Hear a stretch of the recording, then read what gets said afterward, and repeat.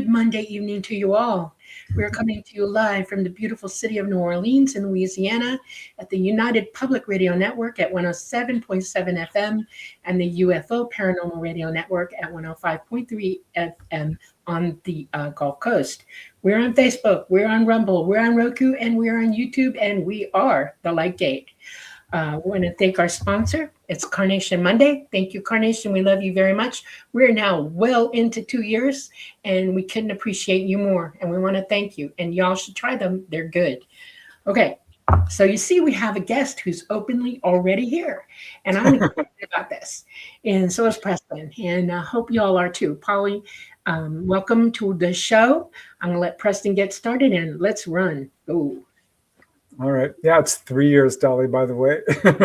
That too. Welcome to the Lightgate. It's episode 170. So 52 weekends per year. We're well into 3 years now.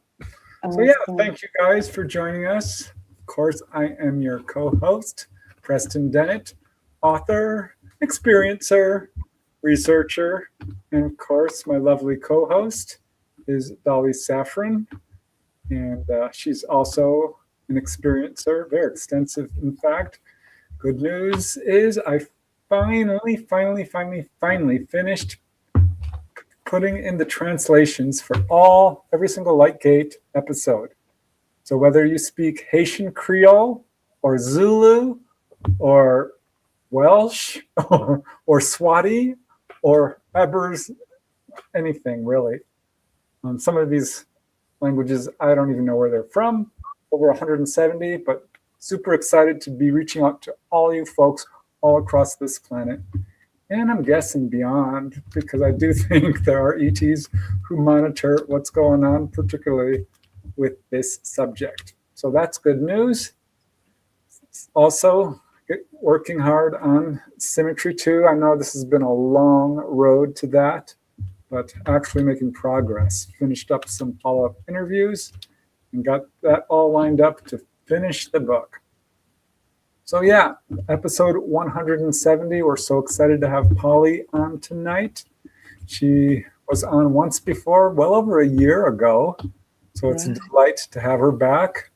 If you didn't get a chance to check out the show, remember all our shows are archived. I forget who we had last week, but it was a good show. I remember that. Do you remember, Dolly? Oh my God. Was it Michael? Michael Scott. Yeah, that's right. Michael's listening. Okay. Yeah, that was a terrific show on the Hudson Valley UFO wave. Absolutely check that out. Michael always delivers. He's the best at what he does. Check out his YouTube channel if you get a chance. We're really trying to get people to go there and enjoy Michael's amazing research. He's regularly posting now, so we're hoping he does really well. So for those of you who haven't heard of Paola before, I'm going to read a little bit about her. This is her bio. She is an experiencer, a researcher, an investigative journalist, and podcaster. She was born in Bogota, Colombia, the eldest of 4 sisters. Studied in Bogota, where she learned both French and English. Very cool. When she was 7 years old, Paola experienced what she can only describe as a download after seeing a picture of an ET craft in a book. And that day, her research on the ET phenomenon started. She felt lonely in a city and family where no one talked about these sort of things. Paola soon began to have recurrent experiences during her sleep where she was again taken inside of a craft to be part of what appears to be the hybridization program. After graduating, Paola received a BA in journalism and social communication, and at the age of 21 left Colombia and went to live in Israel. Her sightings started a few years ago. Together with her son, Paola shares her ET content in many social media platforms around the world. She's quite active. You can see her on Facebook in groups like Ascension and Beyond, UAP Disclosure Australia, NHI Realities, Area 50, that's her own Facebook group. Check it out. It's growing fast. One of her favorite sayings is, 1 second it takes for your life to break. Life must fly as a dragon in the sky, which is really cool. Hi, Polly. We love you very much. Thanks for coming on the show. Thank you. Thank you so Love you much. very much. I love you endlessly. You are family. Thank you so much for the invite. And this is my honor. How are you guys? We're good. We're really good. Yeah. Oh, We're so good. I'm so glad that you're okay too. I'm glad that you're in Israel, we all know, and we know what y'all have been going through there. And just want you to know that we're all behind you 100%. We pray for you a lot. We do. oh, thank you so Yes. much. And I Yes, know it the wasn't. ETs are trying to get peace on Earth as well. So Yeah. that's one of the Yes. messages. Exactly, and that's one of the messages. Let's love each other, support each other, and hold hands in order to make from this planet a beautiful place for humankind. Oh my So, gosh, I totally forgot to say hello to our guests. Well, you guys know I love you. Thank you so much. Yeah, Ogazan for the donation, Yes. Thank Vincent. you very much. I don't know, it just slipped my mind. Just I'm got just, excited. That's all. Yeah. which is fine, probably just fine. Sunny Barnett, thank you. Yeah. And namaste. I will say a special thanks to you guys who took the time to donate. But yeah, we love all of you guys. And I see we got quite a crowd here already. Just know Oh that yeah. we love all of you. And definitely trying to pop up some of these lovely people who've donated because it means a lot. It really helps us.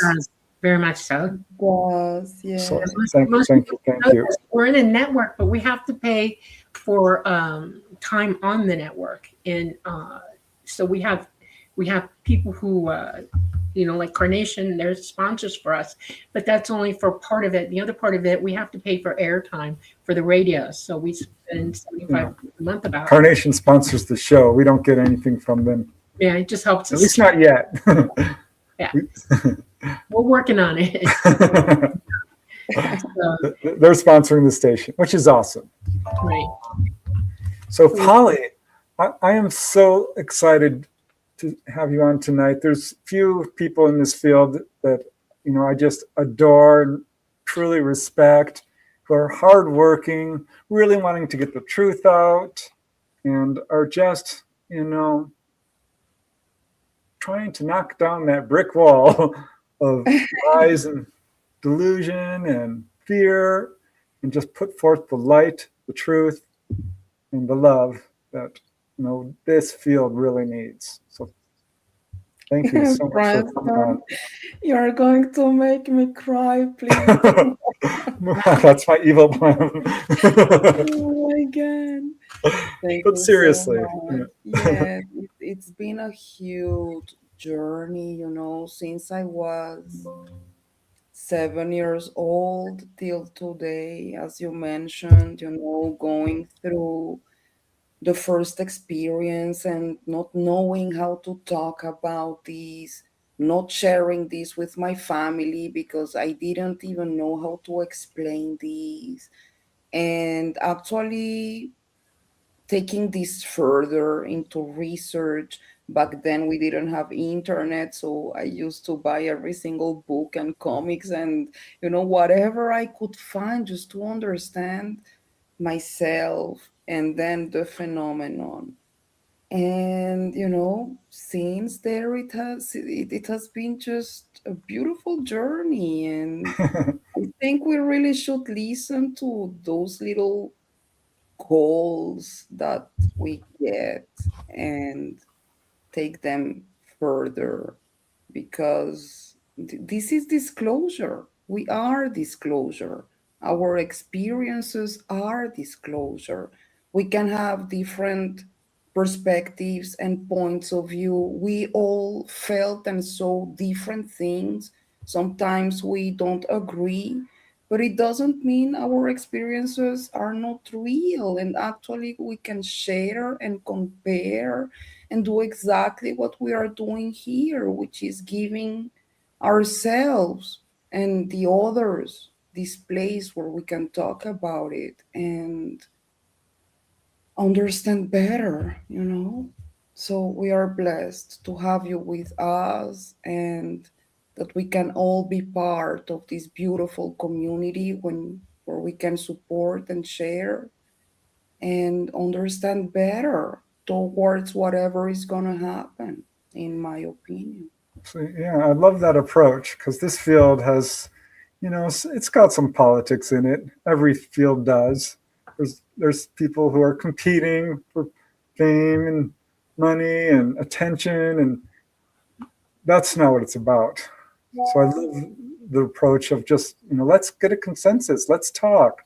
Let's hear each other's experiences. Let's do this in a friendly and respectful way.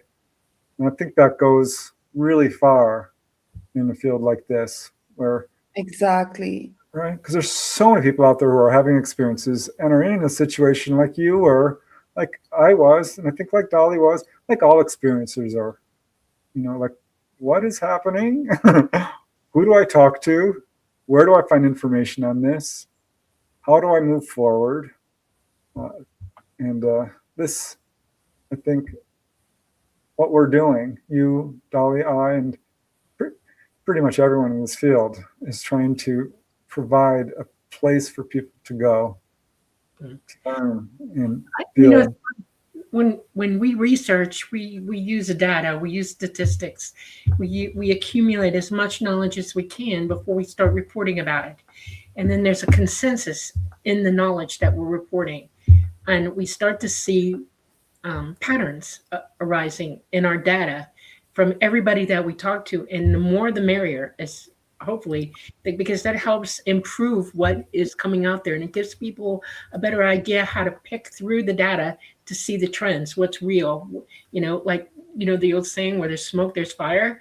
Well, there are trends and patterns that are huge smoking areas in ufology that you can go to and say, whoop, there it is. And then there are other areas where it's like crickets, it's dead silent. Well, okay, those are, you can kind of push them to the side a little bit, and but if everybody sees the data and everybody hears the data, it's easier for them to pick it out. The other day I was watching YouTube, and Danny Sheehan and Linda Moulton Howell and a few other Bassett. What's his first name? Stephen Bassett. Stephen Bassett. Danny Sheehan. You said that, didn't you? On a huge panel of others as well, but they're the three that I picked out. And they were giving information, and they were talking about how the government is handling all this and what their opinions of everything are. And I found it very interesting because I'm beginning to hear now their frustration with the situation, realizing that they're not going to get full disclosure from them, that we're just being thrown biscuits. And Denny Sheehan especially is very frustrated of it. Even Stephen Bassett, he's like, everybody's fixated on getting them to give disclosure and then being frustrated at the same time because they're throwing biscuits. And I heard them say for the first time that that experiences need to be brought in now, that they realize that they're not going to get anywhere without us, without experiencers, that there's got to be some way to stick a wedge under these people and light a fire under them to make them understand that this isn't just their story on us. It's not their narrative on us that they're controlling. We already know. We already have people that know. Right. Amazing. It shocked me when I heard him say that. I hope they meant it. What do you guys think?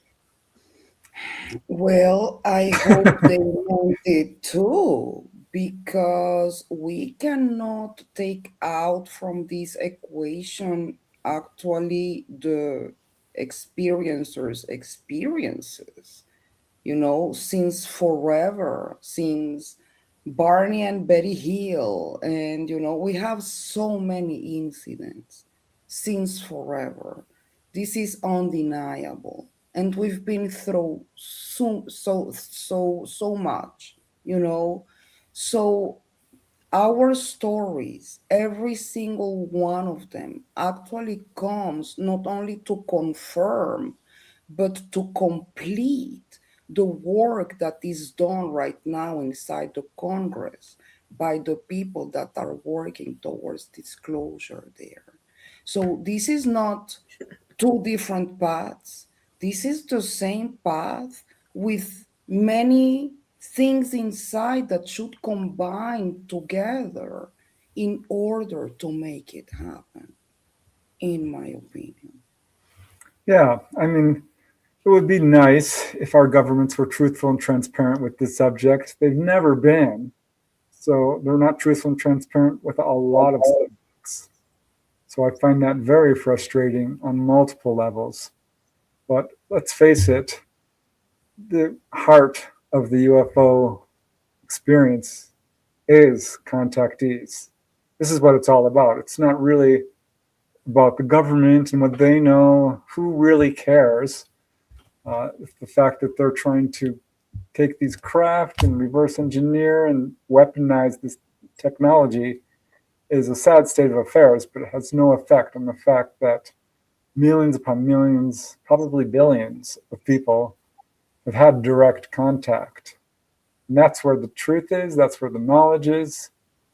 And this is an unprecedented opportunity, really, for all humanity to elevate themselves beyond the barbarism and the warlike ways and the stupidity and the delusion, and really the sad state of affairs that we've been in for such a long time, which I know, I mean, we're all culpable to some degree because we have not stood up and said enough is enough.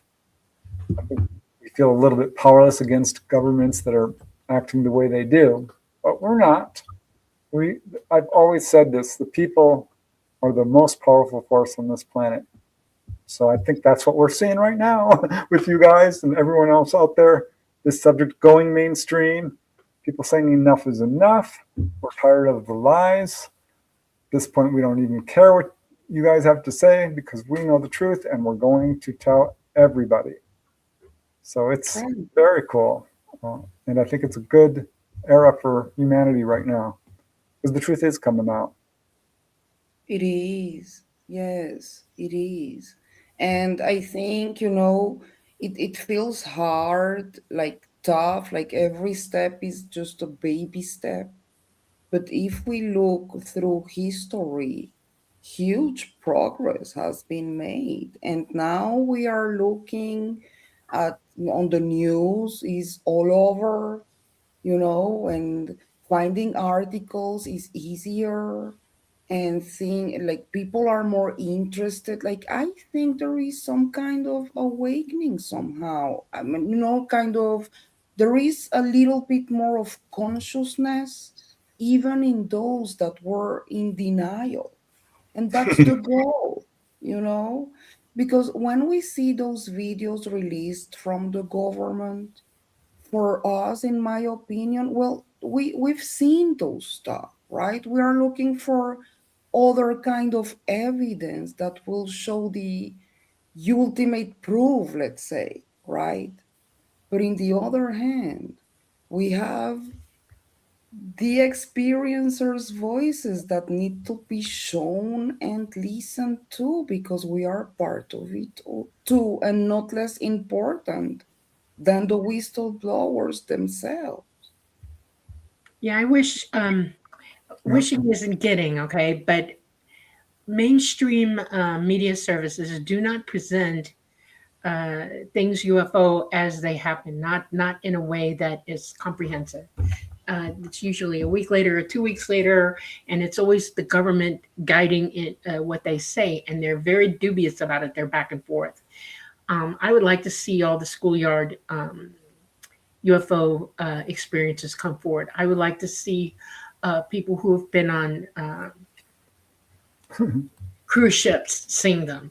I would like people who've been at games, somewhere, or games at coliseums to come forward and talk. And they start bringing in these people who do have photos, who do have video, who do have solid, rock solid, produced information about this. And I would like somebody to get real about going to IRO, APRO, whoever the heck it is, all the information, hint, and bring these reportings and match them up to the people and let the people speak publicly about it to Congress. Okay, we have hundreds of thousands of reports of people and they just bury it. And they Yeah. need to allow these people to go before Congress. These are reported incidences from 50 years ago all the way up. Okay.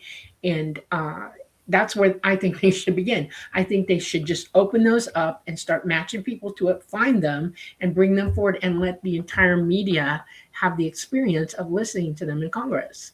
They Right. need, And I think another thing important here is don't stay with the first article that you find.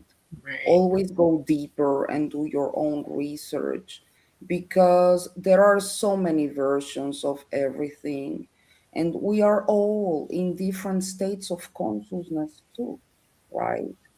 And we all have different paths depending on our consciousness, depending on our beliefs, depending on our education, depending on our countries.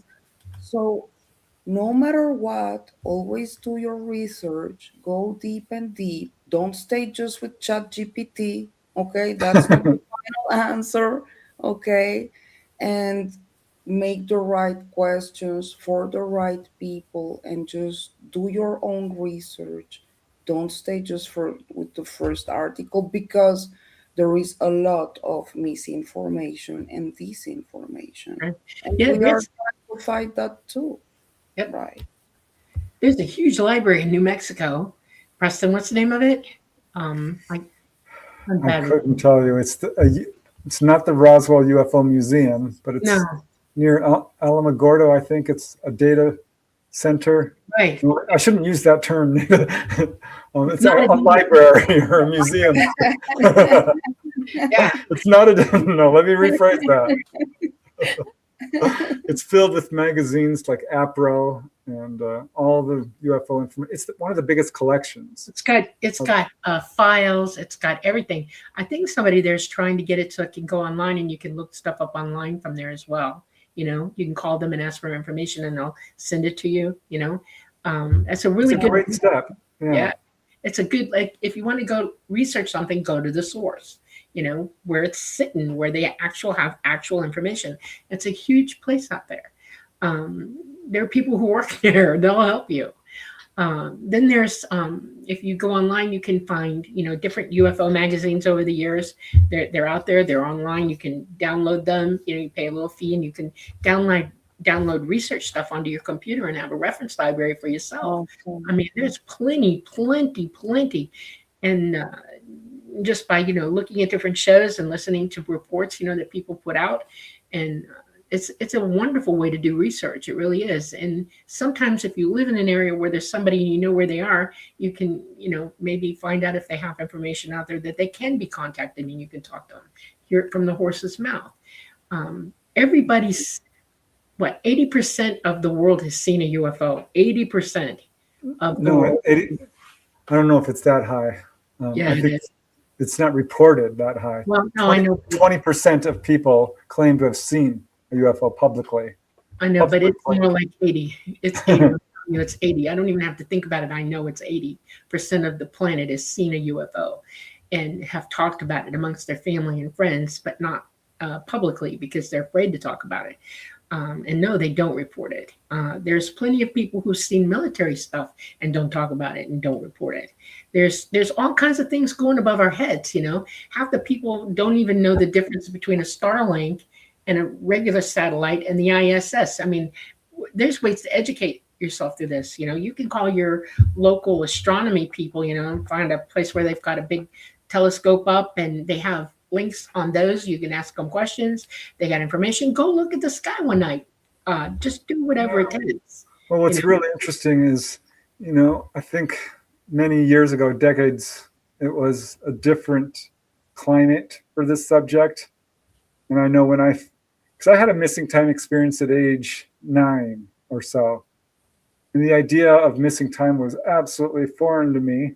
All I knew was that I was missing some time.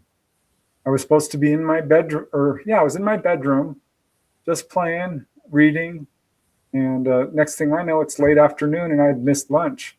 And they're like, "We looked for you, we called for you, we checked the room, you weren't there." I'm like, I was here. I did not go to sleep. There was no lapse of consciousness. And I had no idea. The idea of UFOs was the farthest thing from my mind and would be for another at least 10 years, closer to 13, actually. That's how it kind of began for me. Yes, I So, understand the feeling. and my brother Mark, he saw a UFO when he was like 17, and he tried to tell people. Nobody would listen. Uh, and I think he more than saw a UFO. I think he probably was taken on board because something appeared in his arm, this little implant. I don't know what else to call it because that's what it was. Yeah. But so I'm interested, Polly, because you growing up in Colombia, is that correct? Yes, I mean, I now was. that this topic I think is well known all over the world. It But is. back then, I mean, how did this kind of unfold for you? You said it started with seeing a picture in a book. Well, as you said, I was born in Bogota, Colombia, and back then there were no news or information about it. No one was talking about it. Um, right now, Colombia is a hot spot. Mm, Sightings are going on. The Bugasphere is a huge issue. So, many things are going on in Latin America too, Brazil and everything. When I was 7 years old, um, I remember we had this beautiful library in the third floor of our house. My father, rest in peace, was a pediatrician, and my mother is a nurse, like you. So I remember being only 7 years old. I used to come back from school, and I loved picking those books and just trying to understand our body from the inside out. Like, I love medicine. Our body for me is the most amazing thing, the brain and everything. So I could not understand the language because I was only seven and it's medical language. But the pictures, it's so amazing to see it from inside. So there was this time I came back from school. I picked up one of those books as usual. But the difference was that when I opened it, I saw what looked like a black and white picture with what looked like a triangle with three white dots in each corner. I wish I could know who was the author of the book or something. I don't even know why that was in my father's library, you know. Could be it. But yeah, so um, I remember I was looking at the picture, trying to understand what I was looking at because I've never seen something like that before. But the feeling was like while I was looking at the picture, and Preston, you just mentioned missing time. It's like everything around me, my surroundings, like time stopped. So I could not hear my sisters or my grandmother or the birds. Bogota is a big city. So nothing, it's like everything around me stopped.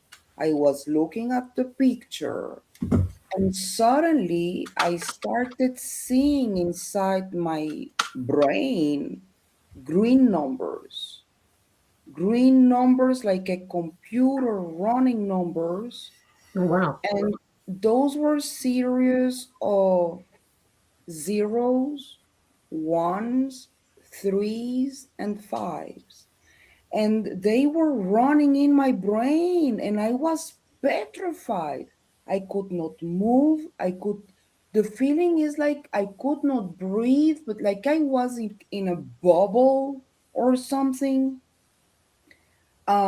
Everything around me looked like time stopped, and those numbers were translated in my head like images. So actually, I could see the triangle on the picture hovering outside planet Earth. And I guess that's the first time I got kind of, I guess, a telepathic communication, a message somehow. I just felt very deep, kind of inside my chest, something telling me this is not your technology. We don't live on planet Earth, but we come to visit you from time to time. And a second after, everything stops. The numbers stopped, and suddenly I felt like I could, like I came back to myself again. I could breathe again. And so time and everything I could hear again, my sisters, my grandmother, the birds. I could move, I could breathe, you know. I don't know how much time I was standing there petrified with the book. But my feeling is that I was completely lost. I was Now, only 7 years old and I just needed to have a seat. was it the Yeah, same book you looked at with the triangle in it, or did that change? no, it was the same one. Ooh, did you ask your dad, what is this? Well, unfortunately, my dad died 4 years ago, and it was because of Alzheimer's. So Hmm. when I actually discovered all these, you know, after all the research and the years and everything, I could not talk about it because he was not here anymore. His mind was not Hmm. here. Wow. So I don't know. What I know is that there was this time that I don't think he knew he was what he was talking about. But there was this time that he told me, you know, I was trying to kind of turn off the stereo with my finger without touching the stereo. And I did it. Hmm. Hmm. And I said, like, what do you mean? You know, I was so little, I could not understand. But I think he had some kind of telekinesis, you know? And in another time, he told me, you know, there was this time I was sleeping and I got out of my body and I was traveling all over and I did that twice. Hmm. The thing is that the second time I could not find my body back. And I was scared to hell because I thought I was going to die. I found my body back and I never did that again.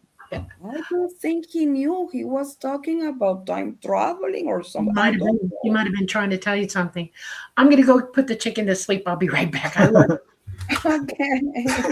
So that book that you picked up, was that a UFO book then, or Well, in my opinion, it was. I wish I could know what book that was, but I understood in that, you know, I was completely aware because I just came back from school.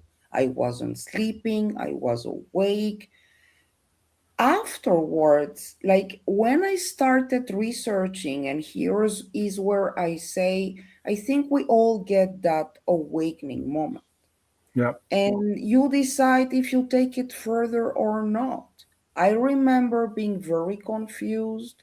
I didn't even know how to talk this with my parents. How am I going to explain this? I don't even know how to prove it, you know? Yeah. Well, So I'm just wondering if your father was going through these same sort of things, because if this book is on his shelf and you're explaining these paranormal psychic experiences. I'm beginning to Exactly. wonder because we know that this travels in families, Exactly. right? That's my feeling. I think he knew, or he was interested, or, something was going on with my father for sure. Because my mother was not there at all. When we started receiving all these series from the States, Star Trek and V, the final battle, Yeah, you I know, remember. I used to watch those series and I used to say to my mother, like, Mom, there are other people around the world or like aware about these. They are telling us the alien phenomenon through Hollywood somehow. This is real. And my mother was saying, like, no, come on, this is Hollywood. So there wasn't really someone to talk about it, but I think my father had some idea because of his own experiences, and that's why he had the book. Well, here's my question. You have this experience. You were 7, you said. Um, Yes. so how much impact did that experience have on you? Was it like, oh my God, this happened, and then you kind of just went on with your life, or was this something you thought about daily, or how much? How, No, this had a huge impact on me. It took me some days to analyze, and I was questioning myself. Maybe I'm crazy. Even I was 7 years old, maybe something is wrong with me. So I did not talk about it, not with my parents. Not actually, I thought I would hear other people talking about it. Maybe my friends at school, maybe I don't know, but no one. And I did not see that kind of airplane in the Colombian skies. So I said, okay, I'm not staying with these. I need to research. I thought in the beginning it was related to the Colombian mythology or maybe angels. So I started buying books. I remember I bought Many Lives, Many Masters from Brian Weiss. And I was buying all kind of stuff, but nothing was making sense, not with the triangle, not with the telepathy message, not with ghosts, not with nothing. Till I started seeing the series from the States. So I understood this is about the alien phenomenon. Somehow I got a kind of message somehow, and I need to research. So my research started when I was 7 years old. I finished school, started university. I studied journalism and social communication. And after when I was starting my BA, I had this strong feeling that I need to leave Colombia. I love my country very much, but for some reason I need to leave, and the place is Israel. Never been here before, took my luggage and came here. Alone, no family. I was only actually 21 years old. wow, that takes courage. Yeah. Yes, I don't know how I did that. I don't think I will do it today, but when you are 21, everything it looks like possible. Yeah. So here I am, 27 years later. The truth is that I am grateful for that decision because now I see it as a redirection and a confirmation of my own experiences. So after I finished my BA, I decided to come here. And I'm sorry if my English is not perfect, but I'm trying to translate. English is not my mother tongue language, so I I'm trying to understand. translate from three languages at the same time. So I apologize. I'm trying to do my best. No, you're doing just fine. Absolutely, yeah. And I understand you completely. Trust me. I don't think in Thank English. you I so think in much. Swedish. I'm So constantly learning. actually, when I came here, Yeah. we will technology was here already more advanced, and I met internet for the first time in my life. And so actually that was the first time I found information about MUFON, and I understood that I am not alone, that I am not the only one, that people are sharing their sightings and experiences all over the world. I even heard Bob Lazar talking for the first time. And so I said, like, that was a huge boom for myself, because I said, oh my God, like, this is not only that we've been lied for years, but here is this guy, an insider, that saw the actual stuff inside Area 51, and not knowing if it's true or not, the fact that the government is aware about this and is being lying, and we are like in total denial, not happening. So that's where my journalism took, like, I could not continue being a journalist here because the laws are different in Colombia and Israel. But I totally took my journalism in order to start researching about the phenomenon, understanding myself better. And that's where I started years ago, sharing the most accurate information I could find about the phenomenon, experiencers, writers, you name it, podcasters, Yeah. so I could share it around the world, trying to grow Yeah. consciousness. You know what I think? I think that lots of people, billions, get that sort of download as a kid. But like you said, a lot don't really listen to it, or they shelve it away, or they deny it, or ignore it. But it's so interesting to me because I see this with contactees. They have this experience at a very young age. Because that was the age when I knew I was going to be a writer. There was no question. I knew what I was going to do with my life. Now I'm thinking, well, you know what? I think I might have gotten the message. And Mark D'Antonio, we had him on the show. He had an Yeah, experience. He's like, I'm going to be an astronomer. And of course, yeah, now he's a huge astronomer. And you have this experience. Dolly, of course, became a nurse and also studied astronomy.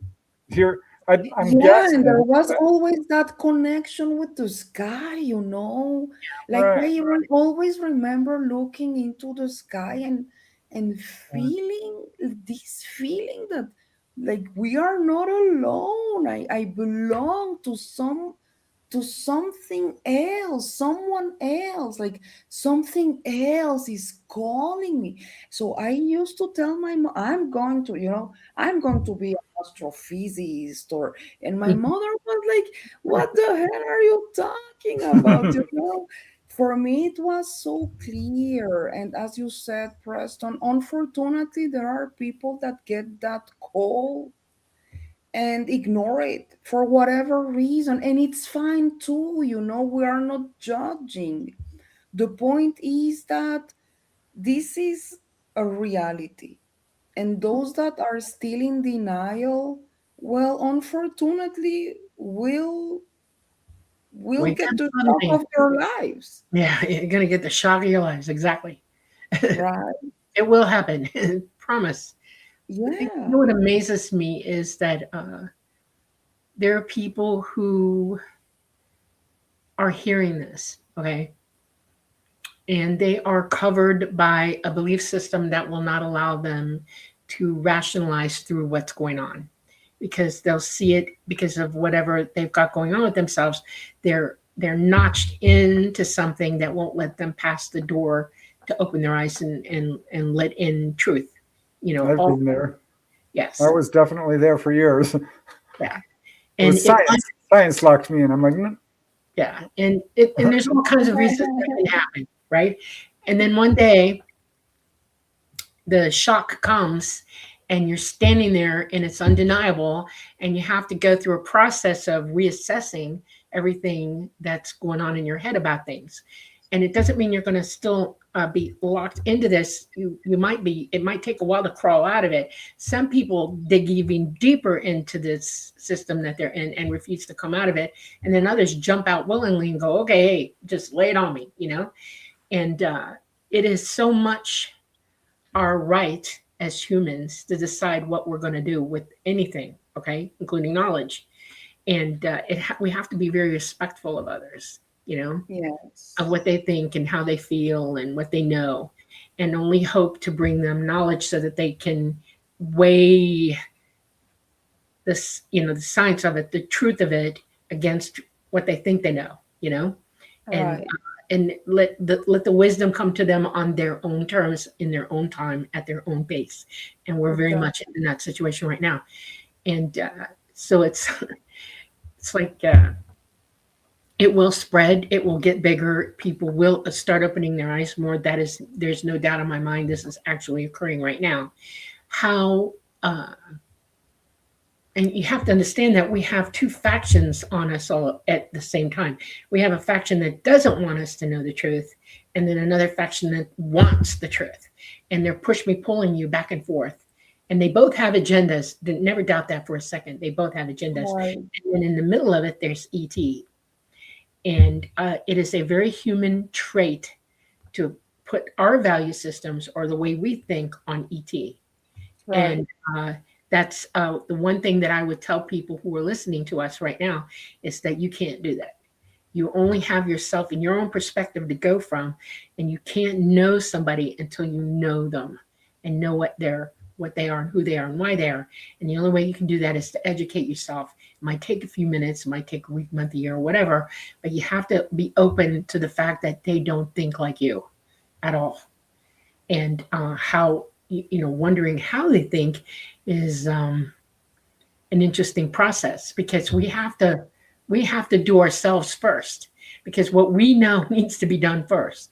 What we understand needs to be valued first before we go placing judgments on them. And unfortunately, I see this occurring already. I see judgments being passed, and misinformation and disinformation by operatives, and you know what I'm talking about. And that is throwing mud at everybody. And so I want you all to very carefully work this out for yourselves first. Don't believe anything. Figure it out. It's You can do that. Don't let anybody frighten you, because fear is what's slung at people to control you. Don't allow your minds to be controlled over this. Well, I think the problem is we all have a belief system. It's unavoidable. And having interviewed so many people, some who have been profoundly religious, we'll never forget interviewing this guy who was a Mormon and had his encounters, and it was so difficult for him. Yeah. He really had a hard time, and eventually just left the Mormon religion because he could not process his experiences with that belief system. So I think what we need to do, and this is a process I think that we all go through, to basically learn to see beyond our own beliefs. Right. And it's difficult to do. But as time goes on and we gain in personal experience, because when I got in this field, I was a skeptic. I didn't believe any of it. Then I found it was real. And I'm like, okay, this is amazing. What's going on? Still had to figure out what was going on. Finally got a handle on that. Not in a million years did I think I was having experiences. Even though I was having experiences, I thought, well, I saw a UFO. Okay, yeah, I forgot about it. I did have missing time. Right. Never occurred to me that this was, what a contactee experience is. Yeah. It was a And process. actually, it's very interesting what you are saying, because sometimes you realize it only when you look back, you know. Meaning, you remind me, when after I came here to Israel in 2006, I was having a very bad headache. I went to hospital, they did an MRI in my head, and the doctor told me, like, listen, you have two cysts inside your head. One of them is the size of a tennis ball, and we need to operate like as soon as possible because you're going to lose your left eye. That's why I'm shaved here, the Wow. open head. Now, I'm telling this because they found another cyst in the pituitary gland. Mm, For those that don't know, the pituitary gland is inside your brain, right. between Midbrain. your two eyes, Yeah. behind your nose. Yep. And in my case, usually the best way to go and operate that is through your nose. Exactly. So I was operated that year in 2006 twice. Now, the pituitary gland, it's important because she is responsible for the functioning of your hormones in your body, Right. It's especially in women. yep. It's very much responsible for your ovulation cycles and your emotions and your, it's kind of in all of us.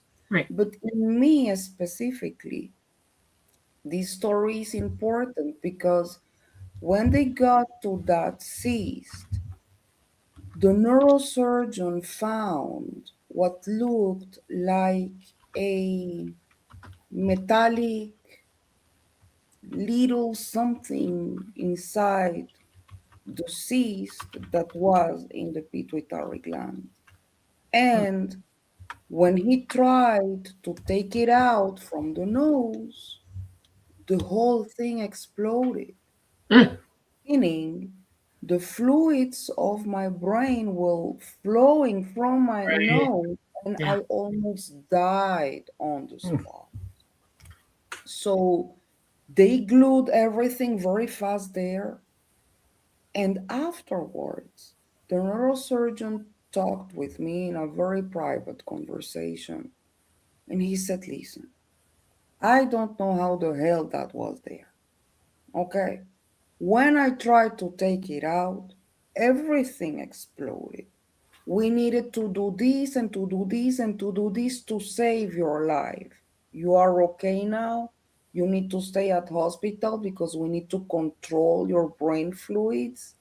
But so far, all good. Now, back then, and that's why I'm saying this because sometimes you only think about it when you go back. I didn't think it could be an alien implant or something like that. I don't know. I don't have a confirmation for it. If it was an implant, I don't have it. It exploded. I have the MRIs, I have the tests, I have the discs, I have everything.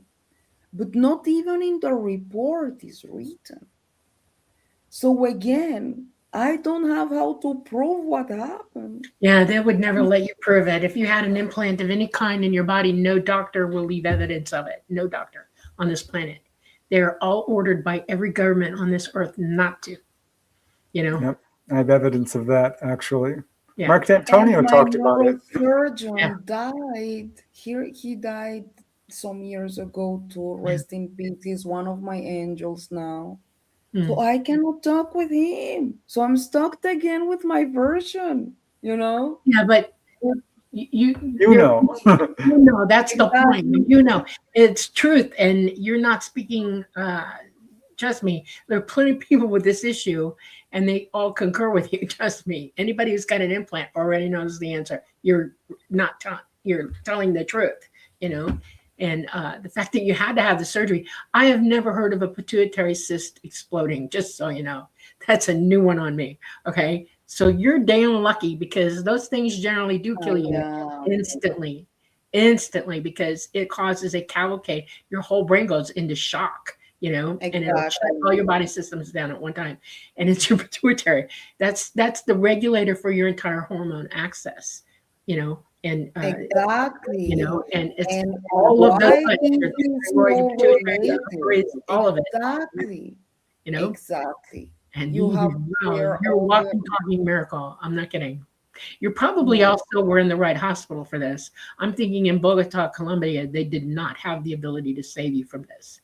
and that No, what sent you to Israel was that, okay, the beginning of exactly, it, okay, because exactly. I've been in situations where I was exactly where I needed to be because I made the decision to be there out of nowhere, and boom, I had exactly the right surgeons, everything. I mean, I've trust me, I've I know what it's like. You cheat death.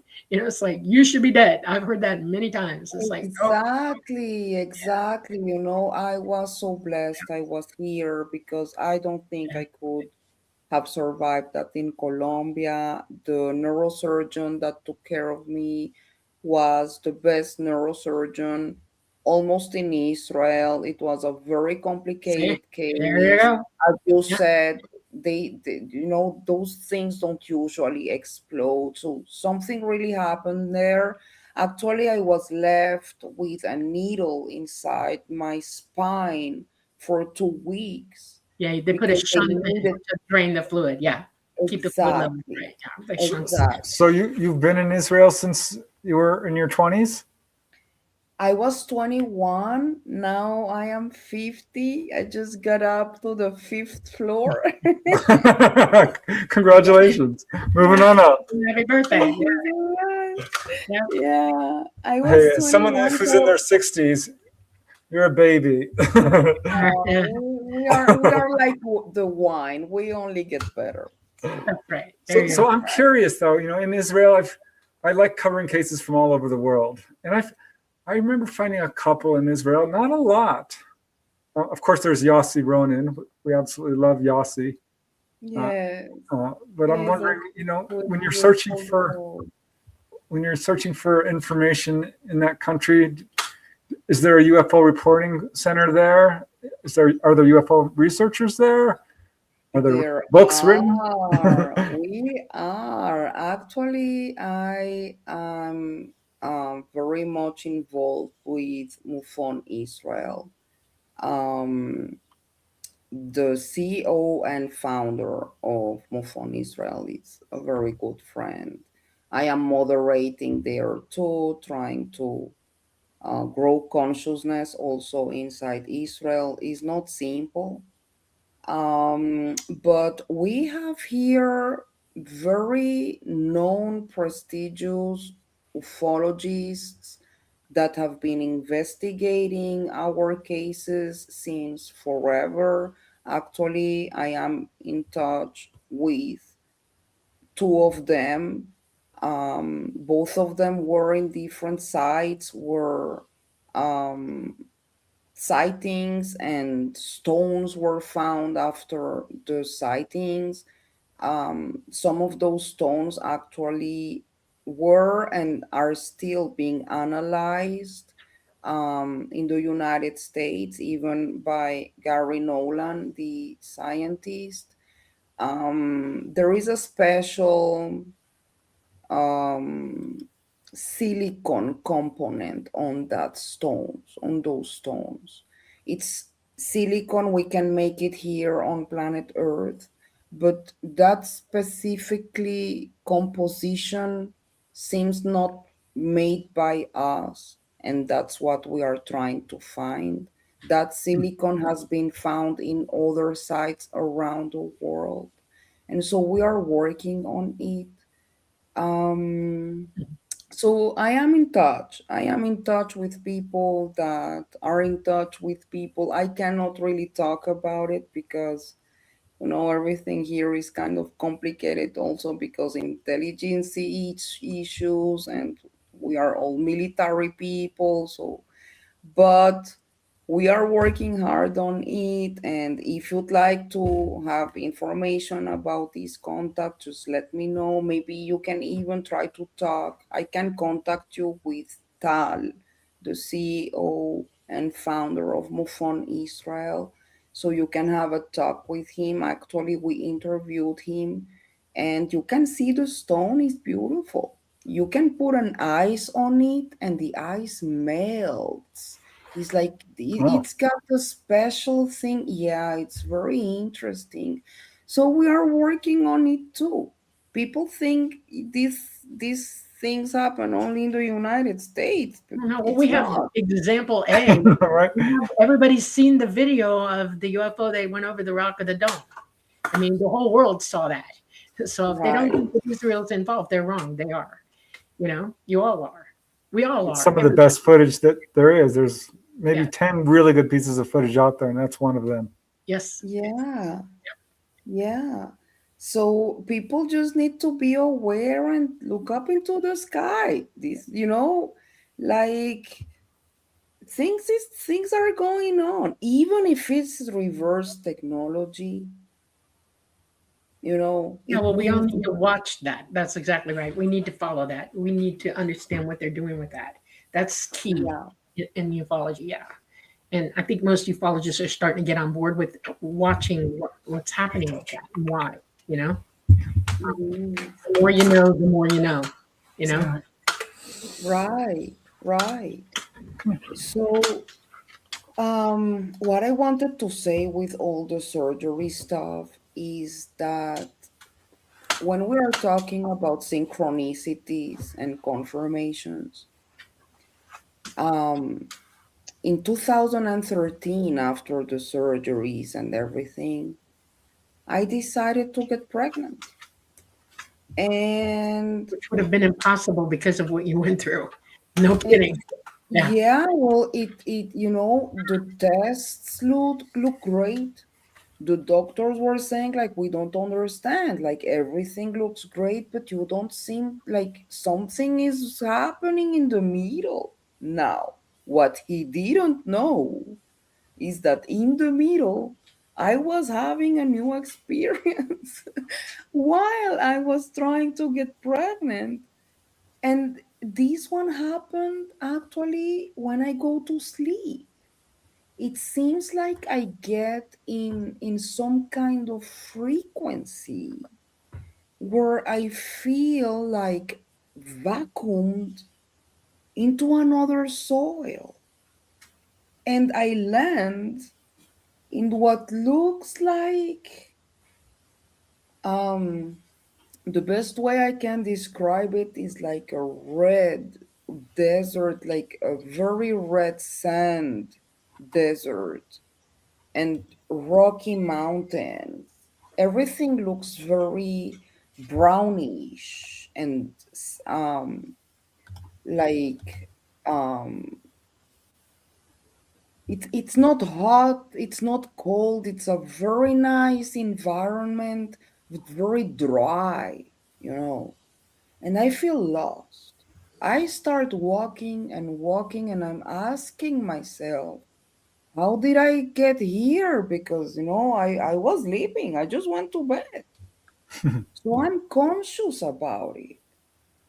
And suddenly I see far away a figure that comes towards me. And when he gets about 2 meters from me, I understand this is a little boy, like a 5, 6 years old boy. He looked very humanoid, the ears, the nose, the mouth, the hands, the legs, even hair. But the eyes looked like the eyes of the Greys, bigger, very black, very profound, huge. Exactly, that's the little one. And I love him very much, because this kid felt from the beginning, the first time I saw him, like he was my own kid. I did not even understand the feeling because I was not a mother yet, but I felt like this boy is mine, and I am ready to do for him everything, but everything, hmm. you know. So actually he takes my hand, and when I take his hand, we start walking. And he is the one through his touch telling me, calm down, everything is okay, there's nothing to worry about because I'm stressed, I'm trying to understand what is going on. And I'm thinking in human terms. We need food, we need shelter, we need water, where is his family? What is this boy doing here? And he started guiding me. We walked and walked and walked. My questions are not answered. I am feeling this boy, his touch is calming me down. Hmm. And suddenly, we see in the middle of nowhere a tent, a simple tent, a Jesus tent, four sticks and a fabric, like for 10 people. So I was so happy. I said, "Oh my God, we found his family, so let's go. And he opens the tent. And when we go inside the tent, I guess that's the shock of my life because this is not a tent. Inside, this is a huge round craft where I could see two floors. In the second floor, there were like black smoked windows all over. And in the first floor, everything looked so like a metallic, simple, like there is only what you need, you know? Everything is clean, designed, you know? Um, and then I see into my left, there is a voice. There is kind of an entity sitting in a what looks like a cube structure with stairs.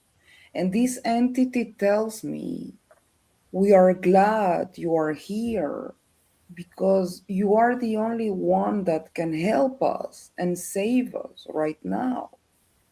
So if I was already in shock, that was like I started losing it because I did not understand what was going on, how I got there, helping with what, who are you guys, you know?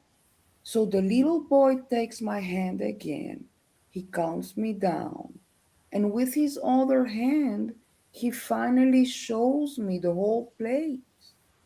So I can finally see I am inside a room that looks like an operation room. This is an ER.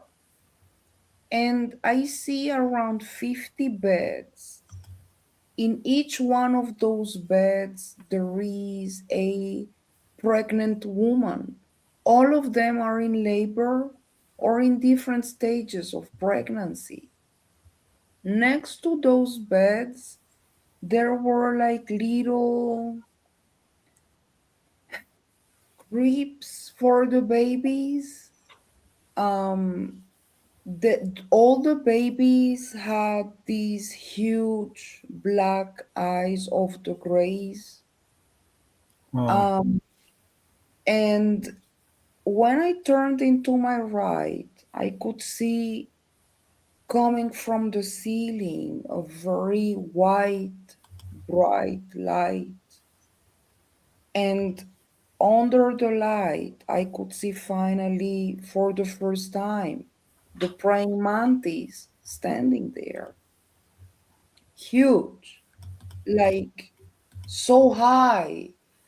I remember the feeling of my brain making sense of what am I looking at? This huge insectoid, but Yeah. no, but I could see when you look at it, when it was so near, I could see like everything, the colors, and they've got even in their hands like it kind of when you see a spider with magnifying thing, you can see even the Yeah. hairs and the little things. It was so beautiful. So I was in shock, but I did not feel scared or threatened. On the contrary, when I looked into her eyes, the mantis took me inside kind of her brain. I could see like 10 movies at the same time. So through her eyes, I could see this profound knowledge about this universe creation and our DNA and chromosomes. She is like a very high entity with a profound knowledge about everything. It was crazy, you know, and I was trying to see everything, and and suddenly I got out from her brain somehow. And that's the moment she tells me, now it's the time to do your job. Mm. So I did not really understand what that meant, but my feeling was all the knowledge I gathered about medicine since I was a little child, that was the moment for me to use it, helping those women and kids with the labor and the pain and whatever was going on there, but most especially with my empathy. I am a very empath person, especially with kids. I feel things differently and deeply. I sometimes I feel things before they happen, but we will talk about it in another time. It's kind of when I see kids, I kind of I can understand their souls differently. So it was very important for me to take those newborns, hybrids, and hug them and sing for them and kiss them and tell them that everything was going to be okay. For the women too, I checked every single one of them, and as soon as it started, everything ends, and I go back vacuumed to my bed where I actually kind of wake up all wet, like someone took me from the shower in pajamas. I feel lost. I don't understand what happened. And that's where I start to analyze again my experiences.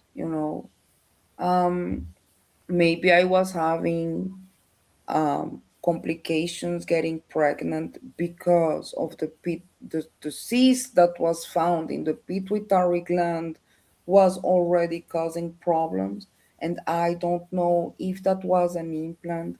Maybe it's related to it too. I don't know if I have an hybrid child. I don't have a confirmation for that.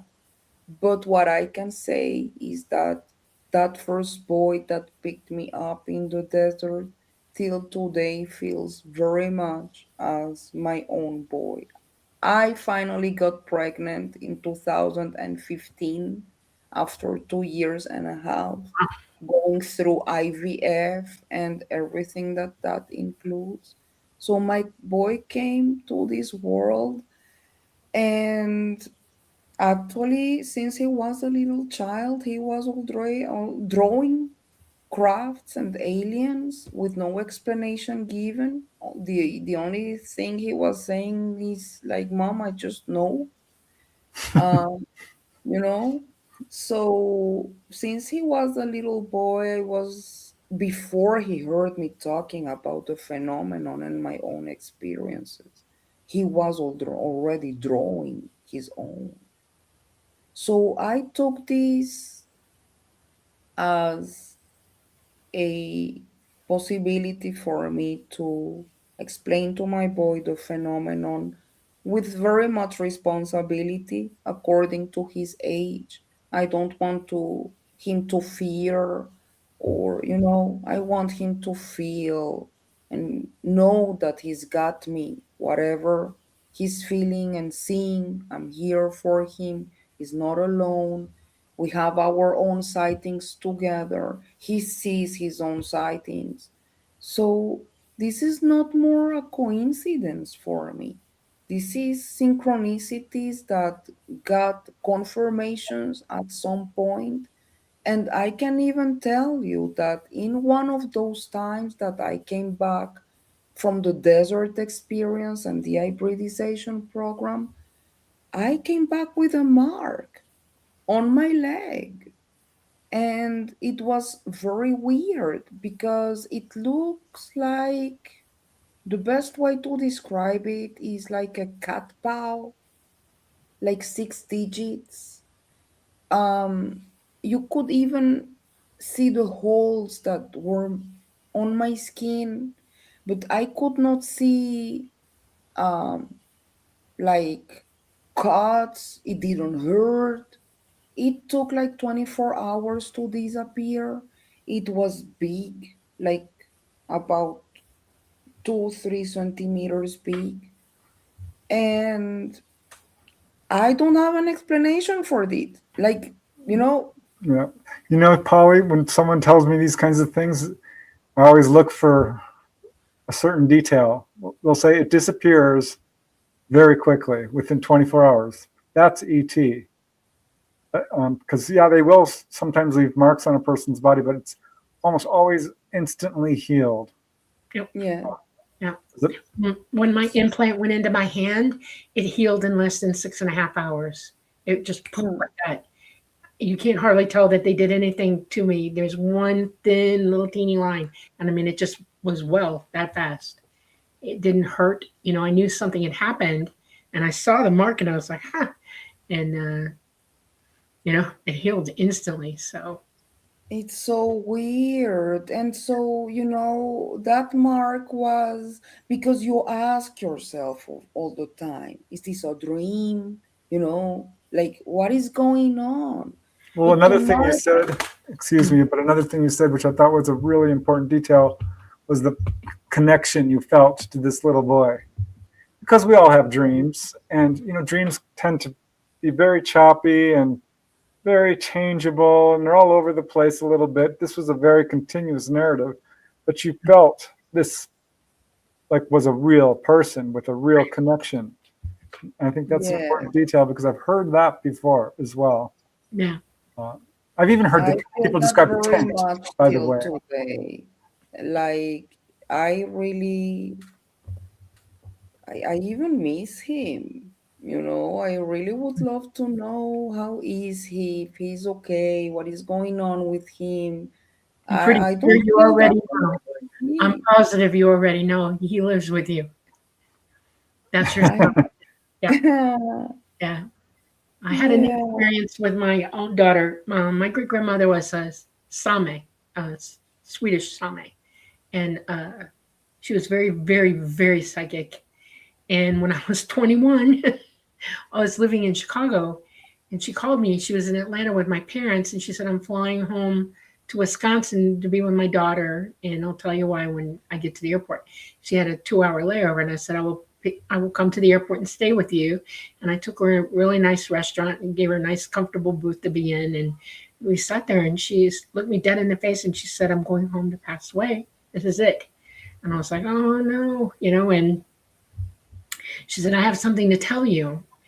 And I said, "What are you going to tell me?" And she said, "You're going to have a daughter." And she said, "It's not now, but she's coming, and you have to name her after me because she's going to be psychic like I am. She's going to be a lot like me, and you have to name her after me." And I said, "Okay." And I'm thinking, no, because I had no plans, none, no. And years went by, and I'm 30 years old and get married, and then poof, I get pregnant, rapidly pregnant. I've been boom, boom, done. There it is. The minute, the minute, uh, whatever that was, that when life hit, I knew it. She let me know. She announced herself. Oh my God, me Yeah. too. You have to hear this story. Oh Okay. my God. Yep. Listen to this. I was, frustrated already.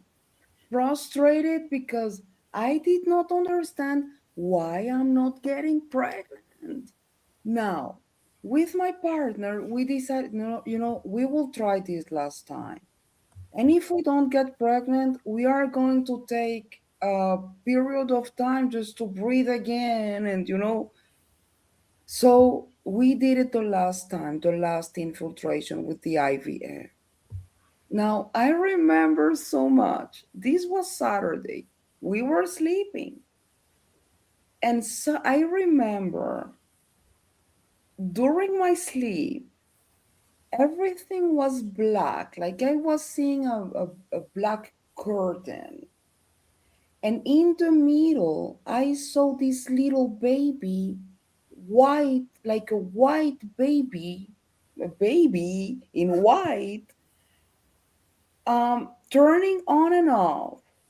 And this baby suddenly tells me, Mom, I'm here and I am a boy. Wow.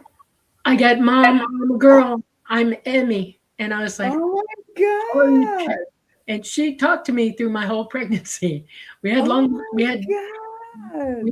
yes, Well, she I was, remember I sat on the bed. yeah. I woke up my partner. I said, We are pregnant and it's a boy.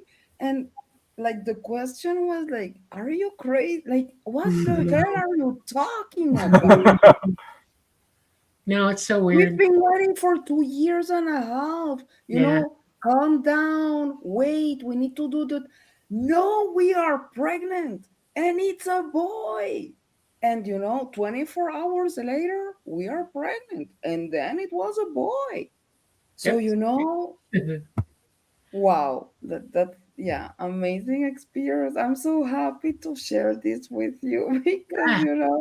again, people don't believe me, but it happens. Oh, There yeah. was a I communication. know. That's I was in shock. I was beautiful 31 thing. when I got pregnant. I had her at 32. And if everybody, I mean, my mom, I didn't tell my mom right away. We went over to visit her and my dad, and she opened the door and she took one look at me. She says, "Well, you have something to tell me, don't you?" And I looked at her and said, "What are you talking about?" She said, "You're gonna have." I went, "What?" Oh, She said, "Oh, I'm God. not gonna read you. It's there." And we knew it was a girl. We planned to have a girl. I mean, we just knew it was a girl. My husband at the time, his family was they had all boys. There are no girls. Okay, none. He has four brothers all together, and they're all having boys. And So interesting. In my home, we are all girls, and my boy came to be the first boy there ever. you go. I had the first girl. That's funny. It's funny. Wow. Oh, beautiful. It's something very special about that. Yeah, and so this is why I love this so much because we can share things and compare experiences and Yeah. stories, and actually Absolutely. those are also little confirmations. So again, I think as we said, many things happened since I was 7, and I was getting confirmations all the time till today. It happens. So actually, we just need to listen Yep. to ourselves, to our dreams, to research, Right. and We are I very, guess, the number one thing to get out of this is that we're all conscious. We're all psychic. We all have the equipment. We are all one together, and we can hear each other and we can know each other. And we need to evolve in perfectly into that. We all need to accept it and not fear it and move toward that, because that's what consciousness is. That's what being awake is, realizing that that's the way it is. You know? exactly, Yeah, it's funny. exactly. I was gonna be like, what shirt do I wear for the show today? I wonder what Dolly's gonna wear. I'm like, I'm just gonna wear my purple shirt. So it's funny to see. I don't know. I think you're wearing purple, Polly. I can't quite tell. Purple or This black. is dark blue. Oh, okay. Dark Close blue. enough. So, I was going through my closet and I'm going, no, no, no, no. Purple, yes, purple. And you're holding the purple pen too. Yeah, yeah. Not a coincidence. Just saying. Synchronicity. We're all You're the connected. sweetest. 100, 100. Has anybody asked questions, Preston, in the chat? No, not really. We've been getting lots of lovely comments. Oh, okay. So if you guys have any questions, certainly feel free to ask. We still have another 20 minutes here to go. Yeah. Um, so you really started to become more and more active in the UFO field. At what point? Because you've got your Facebook group Area 50, which is growing well and looking Yeah, good. well, the thing is that at some point I was administrating more than 10 groups a few years ago in Facebook, and it became tough because it's a lot of responsibility, you know. Oh yeah. And I think as part of my own path, I decided to open my own Facebook group, because I felt also like, you know, every page has its own signature, let's say. And I think I felt there were things I wanted to share and I could not share in the different pages. So I said, you know, I'm going to open my own group, and still I keep supporting other groups that I decided to stay there. So if you want to find me there, the name is Area 50 Human UFO UAP News. And in YouTube by Polly Rottermann UFO. The same thing in Twitter and in Instagram. Those are the places. If you'd like to send an email and share your story or talk about something, Poly, but actually it's Polyrot, PolyRot 76 dot gmail. So I'm always here for you guys, whatever you need, and always ready to support and share and find the best ways to help everyone, you know, as long as we hold hands. It's Yeah. gonna be fun and Absolutely. beautiful. Yeah. We're Yeah. hoping, Preston and I are sitting on the fact that we're hoping that Polly's going to make a decision to join our network. She has an absolute invitation to do so. And so we're hoping she sticks her hand out and joins hands with us at our networks and comes on board and opens her own show, which I have a feeling would be very, very good, you know? And Mhm. especially from Israel, we need somebody talking out there. And I think that you're right for this, you know? I really Thank do. you so much. Yes, we should hold hands all over the world. Right. And, you know, this field should not be a battlefield. No, We should hold hands, even though our different perspectives and, you know, but still we have a common goal. And so it would be my honor. Yes, we will talk about it. It's very exciting. It's a good time to be involved in UFO research. So many people are coming forward with their experiences right now. I think we've finally reached a climate that is a lot more friendly towards people. Because while there still are skeptics, and I think there always will be, I think the majority of people on this planet are ready to hear the truth, and actually need to hear the truth. yeah, Uh, Yes. it's time that the truth comes out, and like you said, it's not the governments. We are the disclosure, and right. I don't think we can underline that enough. Uh, so it's very, Right. very cool to see you doing Yeah. all this work. And I think we are going through very interesting times. You know, lots is going on in the Congress. Lots of people are working towards it. Actually, today I even saw Beatrice Villarroel, the astroscientist, sent a very specific letter to Arrow, you know, and she's asking also the right questions. You know, I think each one is trying to do their best in their field, Mhm. and we should support every single one that is trying to move this further. Absolutely. um so I don't know if we will get the final evidence that we need, but we are doing our best Right. to And make it just happen. I think we should all enjoy the journey of it. I really do. I would hope that we all start to lose some of the frustration over it and head straight into this is it. We're going to do this, Yeah. and go with that attitude. It'll be a joy. That's what I'm hoping, that everybody jumps on board and says, this is a ride I want to make. I want to slide into home base going, whippy, yoo-hoo, yay, Yeah. and to get there. And it's the journey that matters. We're all on a journey, right? And it's constant and it never ends. And uh, let's enjoy this one. Let's literally enjoy this journey. That's where we're going to find joy in all this, you know? So, Right. yeah. Right. All right, we Well, do we have don't have another option, right? No, you don't. That's right. we just got a few questions in, so thanks, guys. Here is one from, I don't know how to pronounce that. I'm going to give it my Gut Go Zero At. All right, it's a good question, though. Yeah. Any idea where hybrid children grow up and then live? Bases on Earth, other planets, among us covertly, or what? All right. Thank you so much for your question. Well, what I know is that, well, it's interesting because I had the honor to interview a very nice lady from Germany called Barbara Eberhard. And she talked about, she even went a step further and she was in the hybrid nurseries. And she's got a beautiful story with all the hybrids.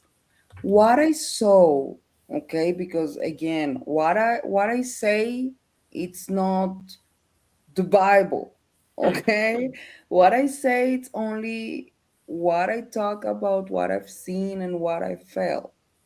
So, what I saw through the mantis eyes is that the hybrids, because they get to be in touch with humans, sometimes with their own mothers, maybe like me, or maybe sometimes they bring very empath people to be in touch with the hybrid kids.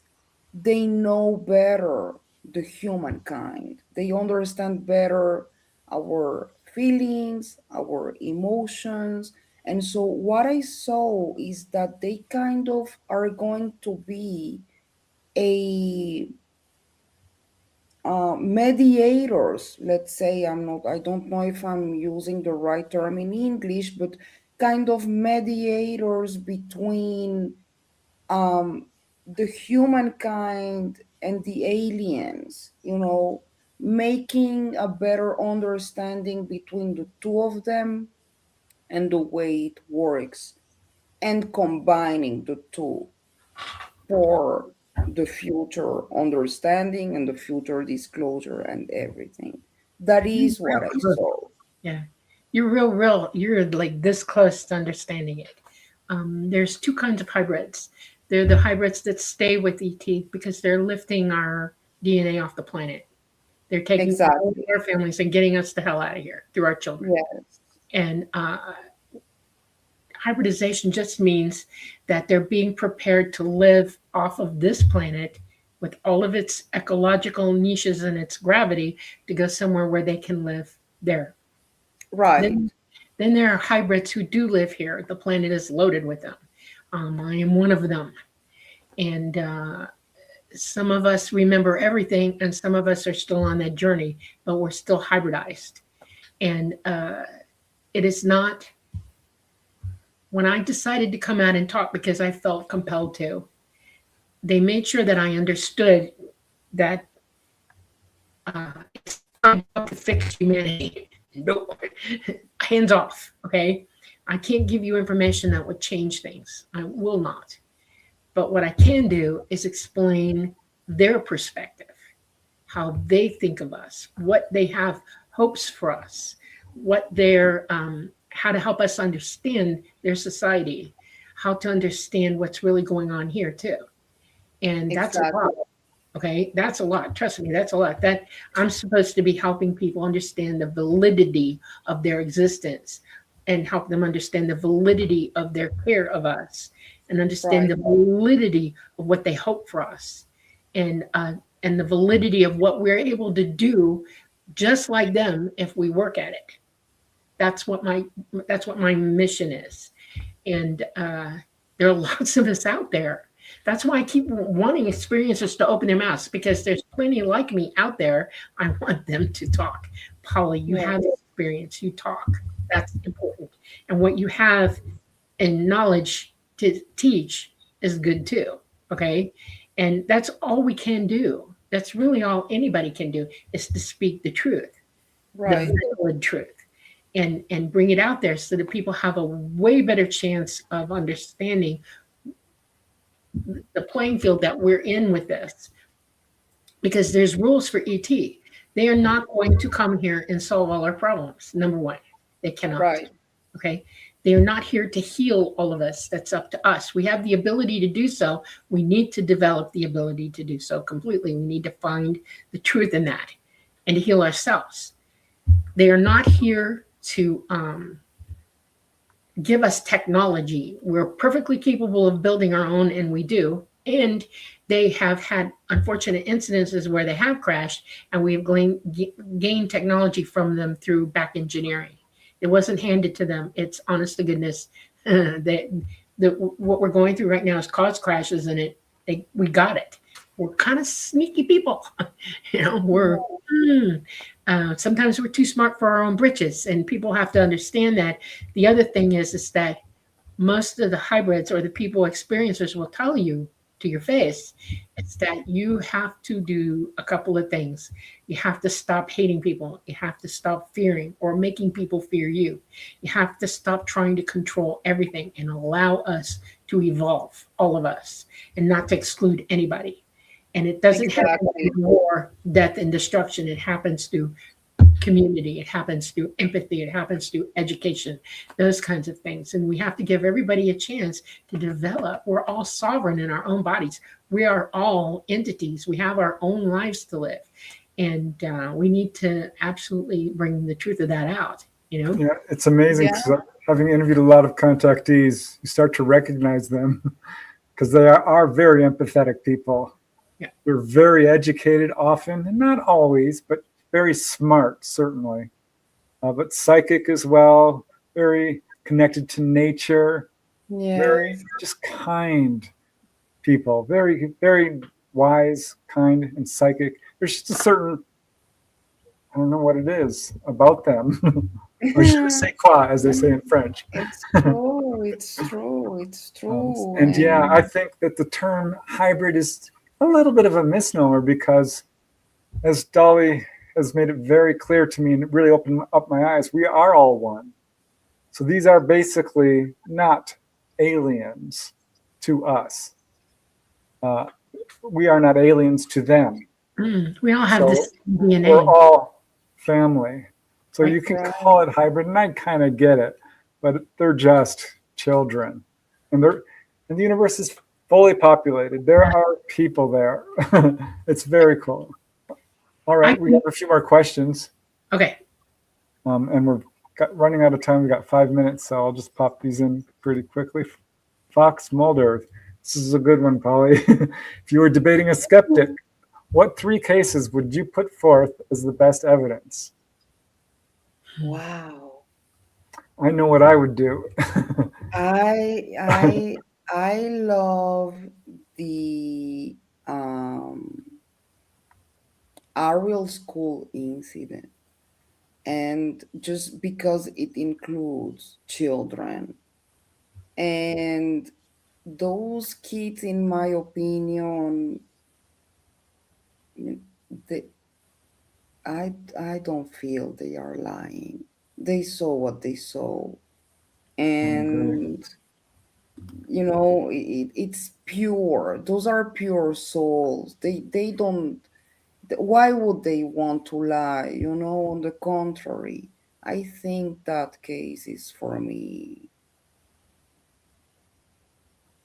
one of the best. It's undeniable. Yeah. Yes. I'm going to leave myself out of this. You all answer those questions because I know what I think, and you go for it, Preston. Well, I No, would it's actually put Dolly's case there as one that I think is absolutely undeniable. The French wave of 1954, there's no way you could deny that. I mean, there's so many. To me, it's the huge number of cases. It's like, yes, okay, knock one down. I've got another one lined up and ready. The Betty and Barney Hill case is so yeah, very thoroughly researched. It's got lots of physical evidence to it. They're so yeah, clearly sincere. But yeah, there's yeah. But we are not lacking cases, Yeah, yeah. you I'll give you know? one that there wasn't a human involved or human like a is NORAD. Okay, the government won't admit to it, but it's true. They shut down an entire 8 silos. Boom, boom, boom, boom, boom. oh, the Malmstrom case. Yeah, In case, absolutely shut them down. You don't perfect. get better evidence than that. That I is nothing anybody on the planet would have know. done.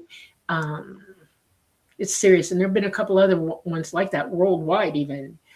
So, if you want hard evidence, that's it. That's why they won't admit to that one. Yeah, It's plausible yeah, deniability to them because if they admit that, they have to admit so much more. Okay, because that was ET, was not us, wasn't back engineered. It was the real deal. Perfectly. Yeah, go to Dolly's Facebook and look up what she posted about plausible deniability, which is a direct quote from Talata for ET contact. She posted it on Facebook. It's something that really needs to be studied because it's got a lot of wisdom in this very Information. short paragraph. Yeah. and I think the Virginia incident is very important too. I feel many things happened there, um, that we still need to find out, especially with the people that supposedly died after touching the little creature. Like, there is so much still we need to research and lots of work to do, but we are doing it. So I think we are in the right path. Yeah. You know what? We're running out of time. I should have gotten those questions in early. I think we can squeeze All right. maybe one more in. Let me see. Does Polly think USA will get disclosure? We are working on it. We are working on it. We need from, if it's the president, from the president, the final evidence. But, we are working on it. It's not simple, and it's not only for the USA, we need it for the whole world. World. Information. Danny Sheehan, the lawyer, really wants our president to come out and announce. Danny He Sheehan. really does. Yeah. He's I like, think the moment the president will come and say, this is the bodies, this is Yeah. the craft, and this is the reverse technology, from there we deal. Till then, we're still Yeah. we're working on it. It's the journey. We're going to do it. Just exactly. Who are the black-eyed children? I've never gotten any cases of the black-eyed children. I'm guessing they're demonic spirits. I don't know. I have not done a lot of research onto that. Oh, I don't know. Okay, I'll give you a hint. No, they're not demonic children. I'm one of the black-eyed children. When I was aboard, I wore the lenses. I had pure white hair as a very small child. Yeah, but this is a Children of phenomenon. born, black-eyed children are the same thing. We're the children of ET. But and this we're is a hybrid. phenomenon where they knock on people's front doors and try to get in. It's I a don't different. believe that. I think Yeah, that's I haven't gotten a case, so I don't know. And Preston, have you heard of any stories about the black entities? I would need more information. Are you talking about dark skin entities or demonic spirits? Or I don't know. So anyway, we're kind of out of I time. think we need to be very careful also, putting together the two phenomenons, Right. We can't conflate things, right? Because there are definite niches going on around us. Exactly. All right. Thank Are you, those who have hybrid connections tasked with lifting humanity into a more love-based understanding of reality? Yes. In my opinion, it is. Yes. I Yes. think, yeah, Yes. I like that. All right. I think we're going to have to say good night. So Really, Thank you this has been so awesome. much, everyone. Guys, I love you endlessly. I could talk with you like for days. I love you. And We love you, thank you for Paola. this. Thank you Love you so much. all, It was an honor Paola. to Yeah. have you on with us. And it will Thank happen you. again, I promise. And Yeah. I'm hoping that I get a message from our producer that you've jumped on board. I'm praying for that. Say it. Oh, Yeah, certainly thank think about it, you. Polly. I think you would do great. I do want to give Thank a you quick so thanks much. to all of you guys who were able to join us tonight. We truly appreciate it. You know, there's a lot of choices for podcasts out there, but so we're really honored that you chose us and shared your Monday evening with us. We love all of you and really appreciate it. Thank you, Vincent and Sunny Burnett, you guys who donated. I know that it is amazing. What can I say? Can't exist I'm without tongue you. tied. Namaste. Olivia, thank you guys. Oguzan, really appreciate it. Sweet Joyce, hope Oh, you're doing well. We love you too. love you back. Um, Ag from UK, I think I got that right finally. Thank you very much for Yep. joining us. Benno from Oz, you guys are all I've truly been. awesome. We love you, love you, love you. All right. This has been the Light Gate this Monday night. We're coming to you live from the beautiful city of New Orleans in Louisiana at the United Public Radio Network at 107.7 FM and the UFO Paranormal Radio Network at 105.3 FM on the Gulf Coast. We're on Facebook, we're on Roku, we're on Rumble. We love you, Rumble, and we are on YouTube. I want you all to have an excellent week. We love you very much. Mwah. See you next week. See you.